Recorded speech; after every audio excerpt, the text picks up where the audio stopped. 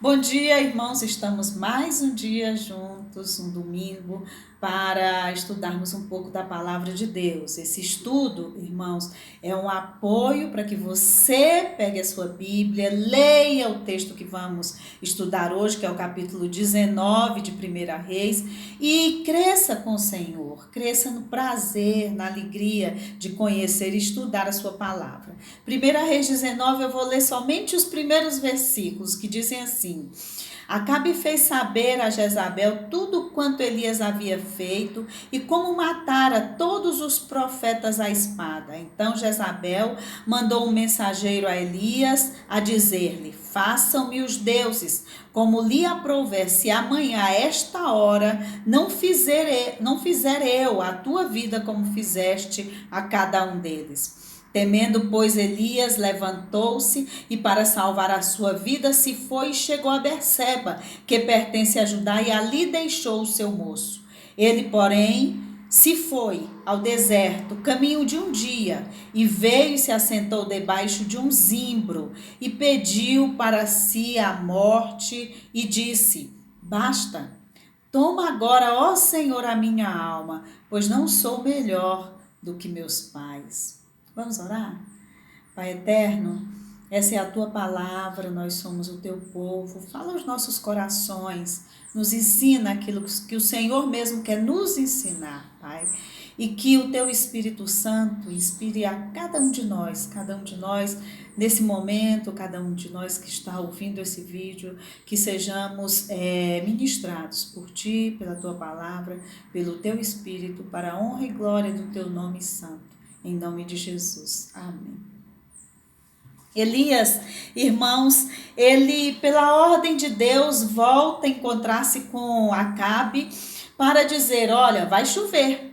E Elias, pela vontade de Deus, desafia os profetas de Baal, e os profetas de Baal são envergonhados do Deus de Elias. Aquele momento em que Deus manda fogo sobre o altar e Baal não responde os seus profetas.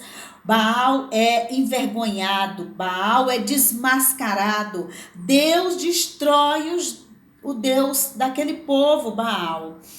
E Deus, pelo seu poder, manda chuva.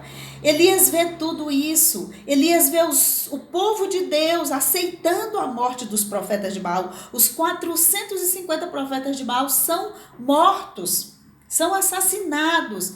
E Elias imagina: agora o povo voltará ao seu Deus. Agora Acabe se dobrará diante de Deus. Agora Jezabel verá que o Deus dela, Baal, não existe. É uma fraude, é uma mentira. Mas o texto bíblico diz, no versículo 2, que Jezabel manda um recado a Elias. Ela manda dizer a ele: Façam-me os deuses como lhe aprouver. Que deuses? Às vezes o homem é tão cego, não é? E Jezabel é uma cega, uma mulher má. É o símbolo de tudo que há de mal em forma de mulher. Na Bíblia é Jezabel. E ela diz: Façam-me os deuses. Ela não percebeu que o Deus dela, Baal, foi totalmente desmascarado, porque ele não existe. E mesmo assim, ela diz: Façam-me os deuses. O que lhes aprouver, se amanhã a esta hora não fizer eu a tua vida como fizeste a cada um deles. E Elias, irmãos, fica com medo e foge. Elias esperava que Jezabel, Acabe e todos se curvassem diante do Deus de Israel, do Deus verdadeiro. Estava tão claro que aquele era o Deus verdadeiro, mas isso não acontece, não acontece. E Elias entra em uma profunda depressão, porque tudo que ele esperava que acontecesse, não acontece. Às vezes em nossas vidas também é assim. Nós oramos por aqueles que nós amamos por anos e anos e anos, e de repente acontece alguma coisa, de repente Deus dá a eles algum milagre, dá a eles alguma bênção tão grande, e nós pensamos: agora eles vão se achegar a Deus. Agora eles vão voltar para Deus. Agora eles vão reconhecer que esse é o verdadeiro Deus e que não há caminho longe dele. Mas não acontece. E mais uma vez nós continuamos a orar e oramos e imaginamos, agora vai dar certo. E não acontece. Às vezes começamos a fazer algo para Deus, na obra de Deus, imaginando que aquilo vai ser um grande sucesso, uma grande bênção, e de repente nós estamos sozinhos. Todos vão embora, todos desistem. Nós ficamos sós. E nós cansamos e dissemos, basta, Senhor, basta, eu cansei. Elias, irmãos, ele diz para Deus, Senhor, basta. É muito interessante, porque a Bíblia diz que Elias pede para si a morte, diz, basta, leva-me, eu não sou melhor do que os meus pais, eu já fiz muito, eu estou cansado. Mas é interessante que Elias, ele pede para si a morte, mas ele foge. Quando nós nos cansamos, e muitas vezes nós nos cansamos muito, irmãos, cansamos de tantas decepções, cansamos de não ver os resultados que imaginávamos que deveriam acontecer, nós nos cansamos. Às vezes a crise chega e nós não sabemos o que fazer, e o desemprego chega e nós nos cansamos e não sabemos o que fazer. É tão interessante porque Elias pede a morte para si, mas ao mesmo tempo ele foge para preservar a sua vida. De fato, Elias não queria morrer, Elias queria ser ouvido. E Elias busca ser ouvido por Deus. É interessante porque ele se senta ali junto daquele zimbro e fala com Deus. Muitas vezes você está falando com seu psicólogo, e eu não tenho nada contra psicólogos, é bom que você fale com eles. Muitas vezes você está falando com seus amigos, mas você não está falando com Deus. E é Ele o único que de fato pode nos socorrer. É Ele o único. E Elias sabia disso. E Elias tinha vivido isso. E você sabe disso. E eu sei disso. Que nós não podemos confiar em homens, mas em Deus.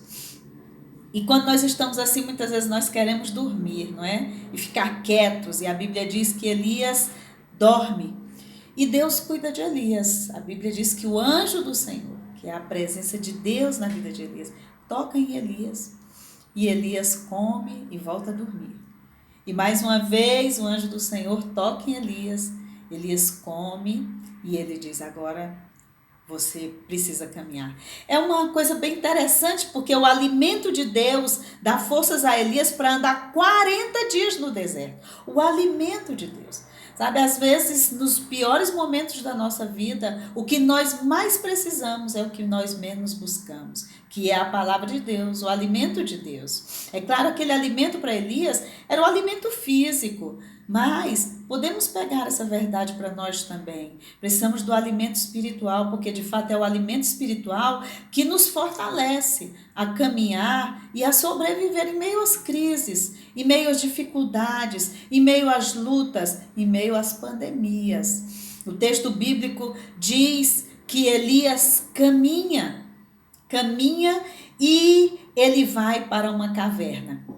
E ali naquela caverna, Deus fala com Elias no versículo 13 e diz para Elias assim, Elias, o que fazes aqui?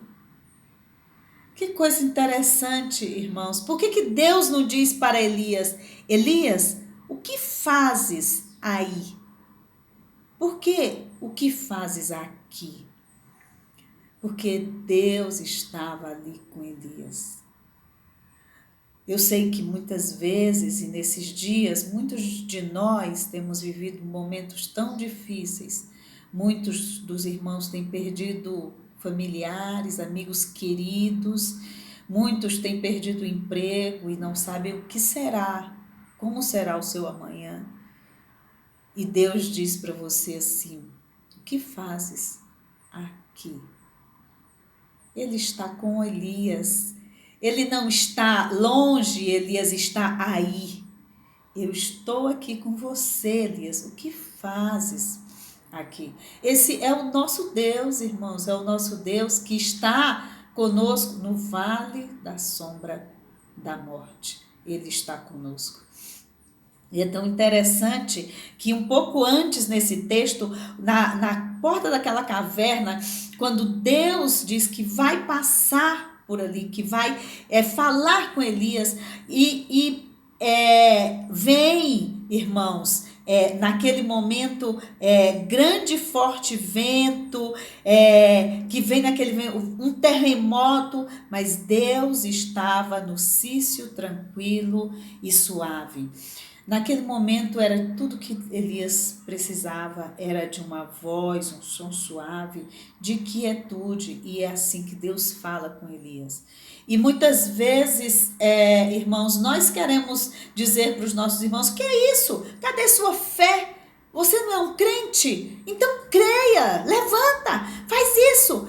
E não é assim que Deus age com Elias, porque Deus trata com cada um de nós conforme somos, precisamos, em cada momento.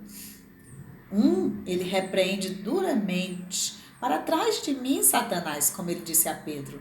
Mas a outro, ele fala brandamente, porque naquele momento Elias precisava daquela suavidade. E Deus fale com suavidade, com suavidade. Esse é nosso Deus que considera-nos, que nos entende, irmãos, que nos ama. O texto bíblico diz então, no versículo 15, disse-lhe o Senhor. Como que Deus responde a Elias? Disse-lhe o Senhor: vai, volta ao teu caminho.